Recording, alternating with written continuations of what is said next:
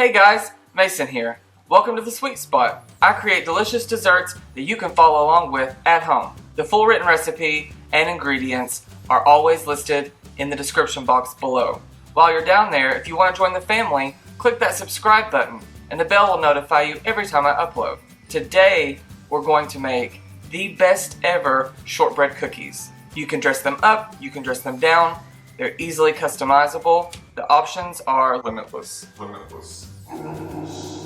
If you want the recipe, stick around and we'll get started.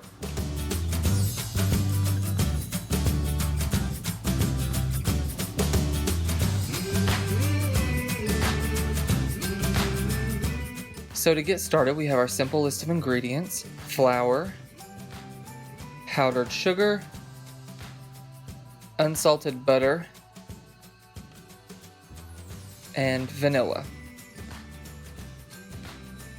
Now, I'm just going to do this by hand today with the hand mixer. You can use a stand mixer. You just get all of your butter into a bowl and beat it until it's creamy. This could take anywhere from 1 minute to 3 minutes, depending on how soft your butter is. Next, we're going to add the first half of the powdered sugar. I do this in parts just because it's so messy, and you're just going to mix it until it's incorporated.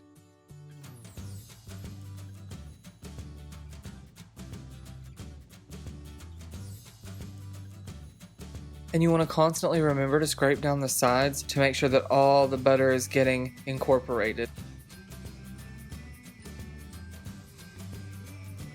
Now I'm adding in the vanilla extract, and you just beat it in as well.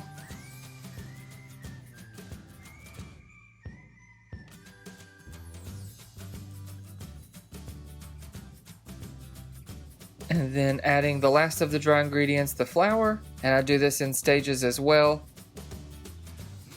And it'll start forming, the dough will get really shaggy, but it will hold together if you start pushing it together.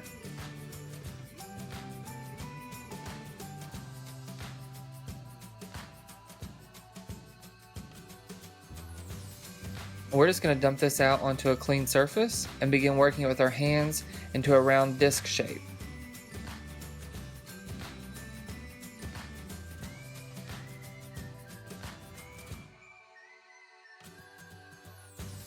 And I just get a piece of parchment out here and start to roll it out to get ready to cut the cookies.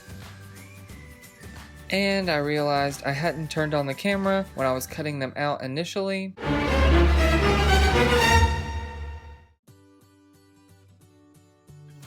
So this is the scraps that I had. I re-rolled it out. I used a biscuit cutter. You can use whatever cutter you have on hand. You can even cut these into squares if you want. And you're just gonna lay those onto your baking pan and put them in the refrigerator to chill for 30 minutes. Then you can bake these off in a 350 degree Fahrenheit or 176 degrees Celsius oven for 15 to 20 minutes. We're gonna dip these in chocolate, then cover some of them with almonds and some of them with pistachios. So to temper the chocolate, you're going to get a pot of simmering water and put a bowl on top of that, making sure it's not touching the water. This is called a bain-marie or a double boiler.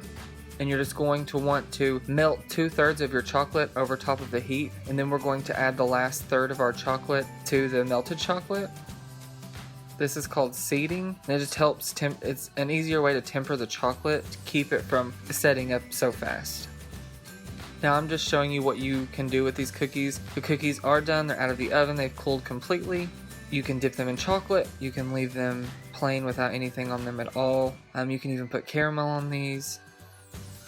Whatever you can think of, you can do to these cookies.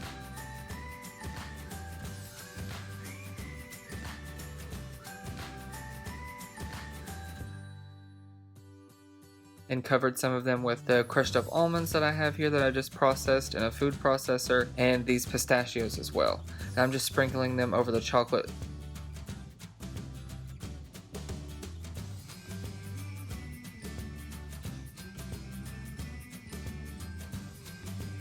And this is the final product. Now these cookies you can actually turn into a gift. I just used some brown paper and tied a piece of yarn around them. I thought that was a very cute idea. They have a nice snap to them, With the sweet chocolate and the saltiness from the nuts, it just balances everything out. So to me, this is the best way to have these cookies. So what'd you guys think? I love that with just these 4 simple ingredients, you can make something so extravagant. If you're in a pinch or you need to make an after-school snack for the kids, you can make these and gift these to your coworkers, to your kids' teachers. They can be dressed up, dressed down. I'd like to dip mine in chocolate, or you can just eat them plain in the morning with a cup of coffee. Literally, however you want to eat these cookies, you can. That's all I've got for today. If you want another great recipe this week, don't forget to click that subscribe button down below. I upload every Tuesday and Thursday. I hope you give these shortbread cookies a try. From my home to yours, enjoy.